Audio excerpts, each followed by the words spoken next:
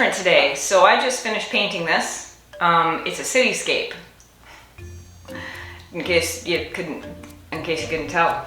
I normally paint portraits, so I have painted landscapes before, but I've never painted a cityscape before. This is the first one that I've ever done, and when I do paint any kind of landscape or cityscape, as in this case, I always paint more of kind of impressionistic, abstract style of painting, mainly because I like to give the impression of things being there, but not having to paint every little tiny detail, and I think it's aesthetically pleasing to me.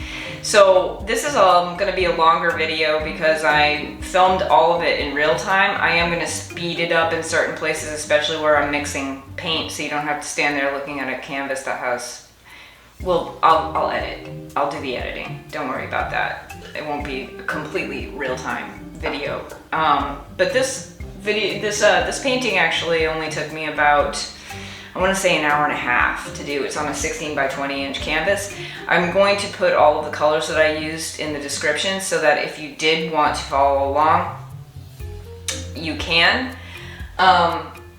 It was a fun painting. I really enjoyed it. I enjoyed the freedom of kind of making shapes and putting things in where I felt like putting them in, and it was very intuitive. I didn't work from a sketch at all. It was all just paint straight on the canvas type of deal, and there wasn't really a lot of planning. Without further ado, let's get into this. Oh, one more thing though. I am going to have a time-lapse video. So for people that don't want the whole real-time video and just want to see the process unfold in a quick manner, you hit that button, you'll be able to watch the time-lapse. Okay, so right here I'm starting out by using a colored gesso. The colored gesso is really cool because it seals your canvas and gives it just that extra kind of finish before you start like putting acrylics on it. So it's Matisse by Derivan, and I believe the color that I was using was this Whisper Blue, which is like Australian sky blue, and it's an Australian company. And right now I'm putting in another color of that colored gesso because I'm just trying to split this canvas into thirds for a cityscape to have the sky coming through, so you want to go all the way down the whole entire canvas. So the lightest part of the canvas right now is going to be the sky, and that's my special spray bottle that I use to keep my canvas moist. So what I did was I just mixed a tiny bit of teal, like a tiny bit of teal with white to give this kind of brighter sky look. And I'm going to bring it down all the way, and so I'm kind of building, because I'm going to create buildings on either side. So there's a little bit of pink that I'm adding, kind of light reflection, and then we put a line through about a third of the way up on the canvas. Put a line there to distinguish where my horizon is going to be, and then I took a little bit of Van Dyke brown, and I'm roughly putting in some perspective lines so I know where the buildings are going to end and where the street's going to begin, and just pulling that down for my own reference because I'm really going to probably paint over that. So the great thing about acrylics is that they dry quickly and then you can paint over them. So I'm pulling those lines down, and then I'm going to start coming in with a little bit of Prussian blue mixed with white for some of the far away buildings, because they're going to be mistier the farther away you get. And just very, like, the farther away it is, the lighter the color is going to be.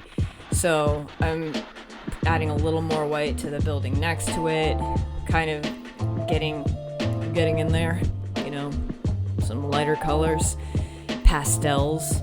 I think I put a little bit of this light purple shade, mix that in there, because the beauty of creating art is that you're kind of limitless in your ability to make things the way that you want them to be. You don't have to follow any rules. You can make things abnormal colors like that you don't necessarily see in nature.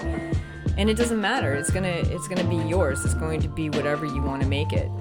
So just use whatever colors you want, but if you want it to look like it's farther away, obviously you're going to want to use the proper shade of colors, or grayscale, if you will, in order to give the appearance of something being farther away. So it's going to be lighter in color the farther away it is, because like we all know that rain creates a misty vibe, and that's kind of what I'm trying to create here.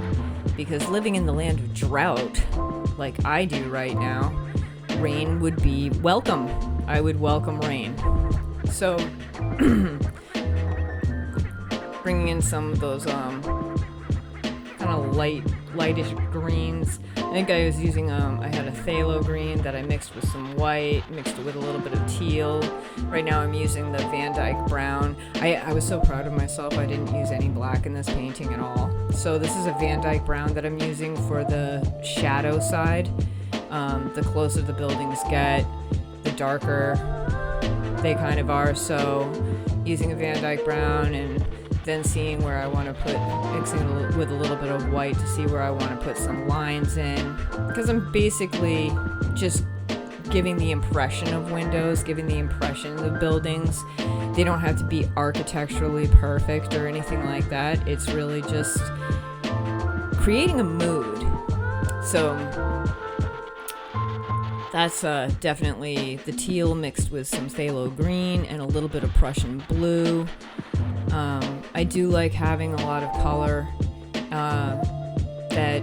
because reality is boring, let's face it. Adding some color, making it more dramatic, makes a more interesting painting, because you can take pictures of reality. You don't have to paint reality. You can make reality whatever you want it to be in a painting. But creating these illusions of reflections and the rest of it, I just think it's such a cool process. And being an artist, you are a creator. You're someone that can make different worlds if you want to. So on this side, I decided that I was going to use Payne's Gray for the darkest part of the buildings, because not every building is going to be the same shade. So I used the Van Dyke brown on one side for the darkest building, and on the other side I used this Payne's Gray. And once again, you can do whatever you want. And if it doesn't work, you paint over it. So fantastic. So I'm kind of pulling those reflections down, all the way down the canvas to give that illusion of reflection off of water. And I think I put some like little teal windows in this building at first, which I then painted over later, which you'll see. Because I was just kind of, you put stuff in, you take it out, kind of creating more of a definitive horizon right there. And because I know that if you have a city street, there's going to be some cars up ahead. So I think I was just like preparing myself for some lights that are going to be reflecting down, and then dragging that reflection down. So this is one of the cool things right here. When you're creating a reflection, you kind of almost want to do this. You pull it straight down and then you brush back and forth, and that's going to give that watery look. Learned that by accident. It just sort of worked out that way, but kind of a cool little trick. Oh yeah, that's where, so I need a timer to tell me when my camera shuts off. That's why all of a sudden there's bright orange and yellow on there, is because my camera shut off, didn't know that it shut off, looked at the camera, I'm like, oh, it shut off. So yeah, that's how that happened. So now I'm just kind of working back and forth, because I want there to be some light sources up above that I'm going to bring down.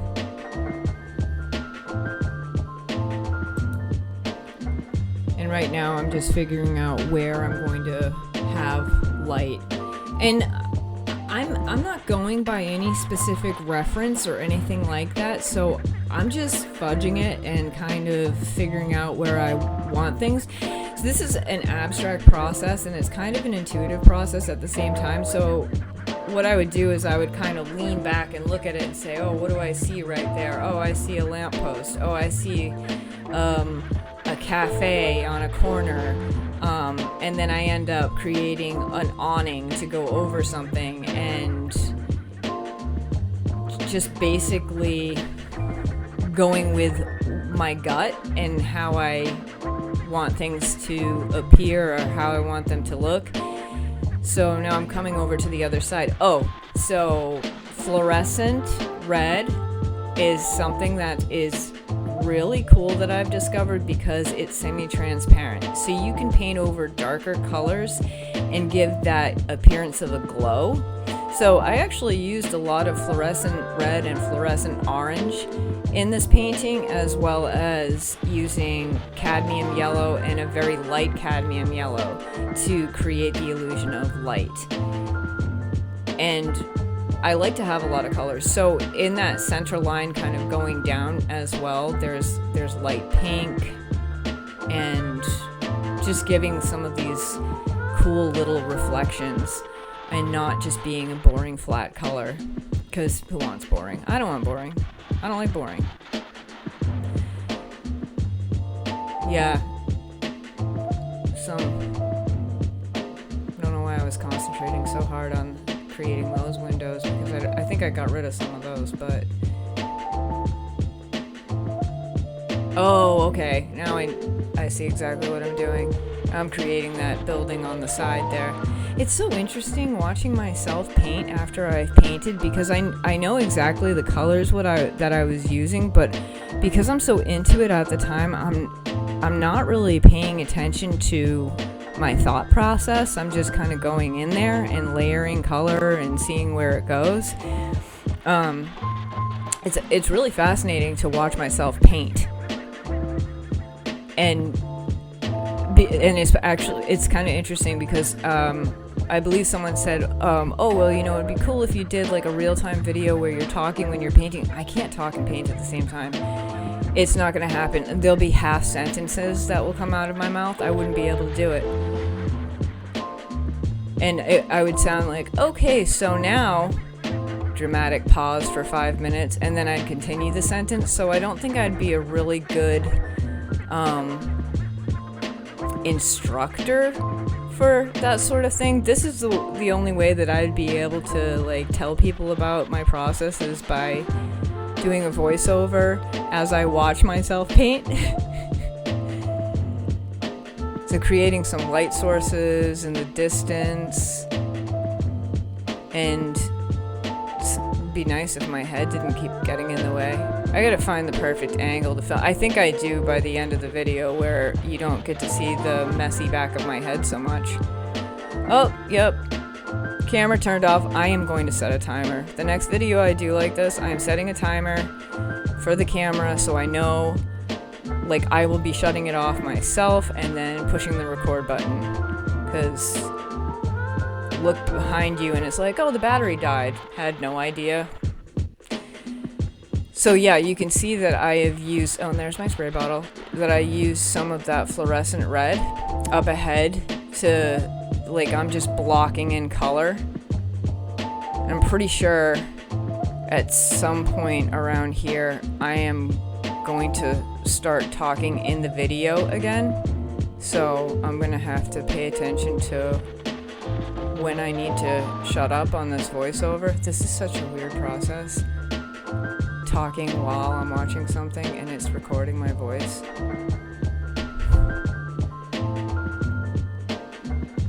Alright, so yeah, I'm still blocking in color. There's not a lot of detail in this at this point. It's just a whole bunch of blocks of color. But you can already see the illusion of a city street, which is really neat. Yep, there's a light. See, that's what I was talking about. There's some light pink, and I think, I used this yellow-green color.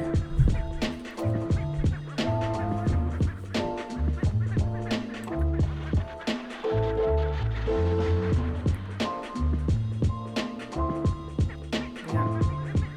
Putting in some more of that fluorescent red.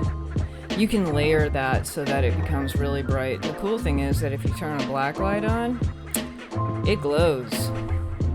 Alright, so that's Cadmium Yellow Medium. Okay, so I do have everything kind of really blocked in here with color. It's obviously, it's not super refined or anything, but it's not meant to be. This is supposed to be kind of impressionistic, and it's supposed to be like really loose, really kind of abstract, but giving the impression of buildings and reflection. So now I'm gonna start putting some more detail into it. Well said, Lydia. Yeah, I knew I was gonna start talking at some point. Alright, yeah, so I'm working that kind of back and forth motion, working some other colors in there, creating some shadow, some more reflective light. Oh yeah, so that's my little like makeup brush that I used so I created the glow around some of the light so that I could go back in there and put the really bright light in the center. And right now I'm creating the illusion of a car. Yeah, a little reflection off of a windshield. Move your head, Lydia. Just move it over. I don't know why I can't get that right. Oh, see? Took me a while, but I got the right angle, so my head's not in front of it. Imagine that. So creating a couple of little cars there on the side. The cafe. Just putting brush strokes in. So the brush strokes are kind of an amazing thing because you can create the illusion of something without actually having to paint any detail, just by using color and brush strokes. And it's a pretty cool process because there's nothing in this that is super detailed. It doesn't look cartoony.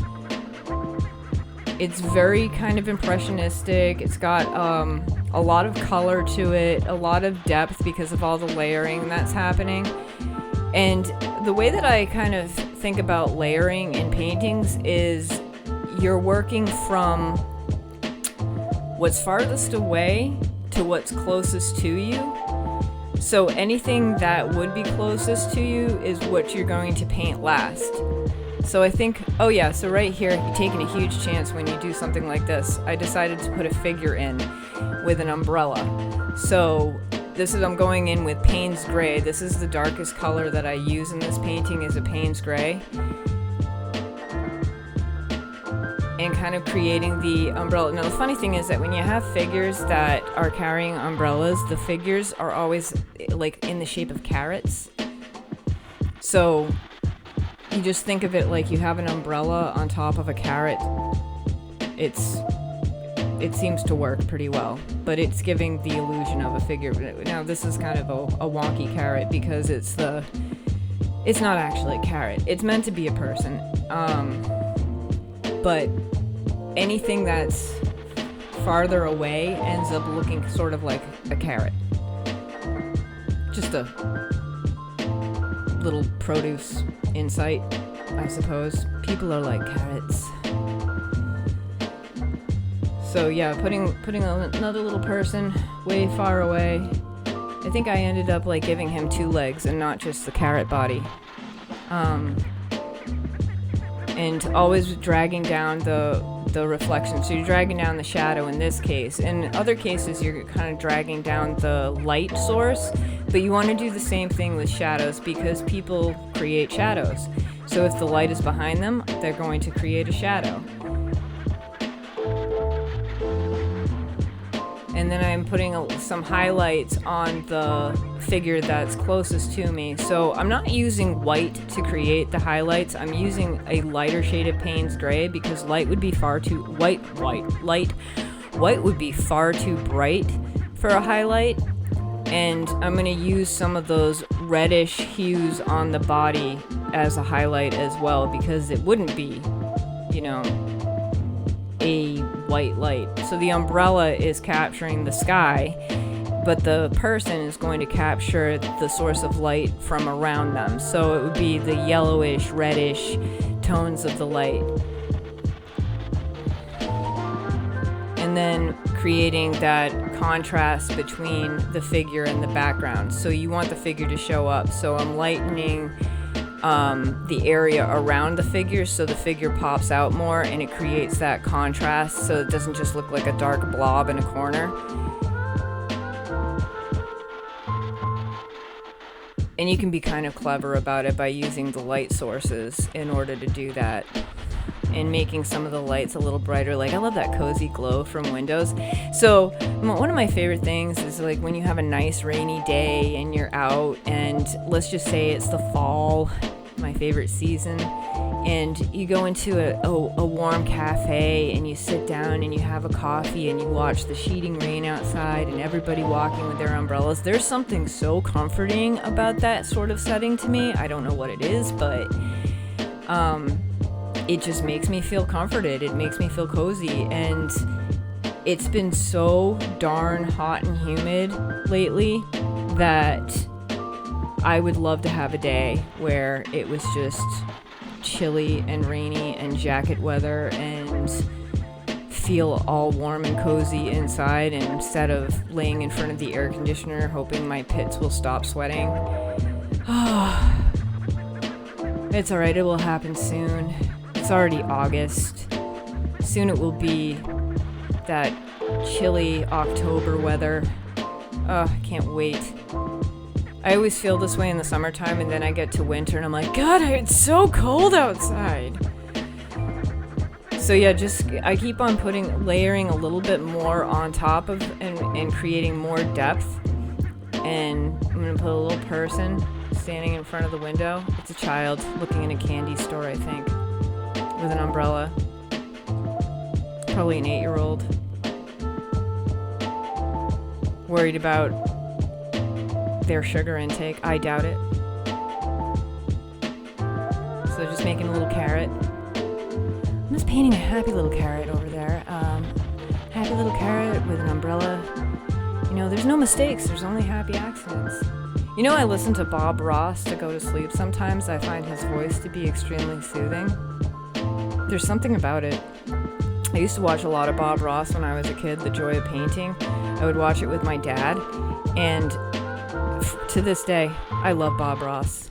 I have a Bob Ross magnet on my refrigerator that says there are no mistakes, only happy accidents. Truth. Those are facts right there. So yeah, all I'm doing now, because I'm getting towards the end of this painting at this point, is I'm just going to bring down some more reflections into see, look at that. I'm using a fluorescent orange because it's transparent to bring down those reflections. I really have gotten into these fluorescent paints because of them being semi-transparent. And bringing a little more light source down. Really kind of creating that cool vibe, that city vibe. Yep. I'm quite enjoying watching myself paint. I've never watched so much like real time and just speeding it up a little bit, because I had to speed it up a little bit. You know how long this video would take to render if I didn't? Oh my goodness, be here for days. Yeah, just keep on putting little dots in there, Lydia.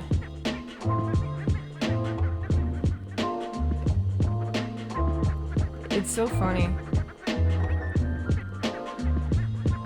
Like, just when I think I'm done, when I'm painting, I'm like, okay, it's finished. Oh, no, I think I'm just gonna put another reflection down there. Yeah, because that would make sense. And I'll brush that a little bit back and forth. But there's so much color in this painting. It's not just those yellows and oranges. There's teal, there's some green, there's blue, there's a little bit of purple, some pastel pink. And I think that you can really put a lot of color into paintings without it being obnoxious, especially if you use a lot of neutral colors with them, like I did use quite a bit. Neutral gray. Always remember to paint your edges. Words of wisdom right there. Always remember to paint your edges. Truth.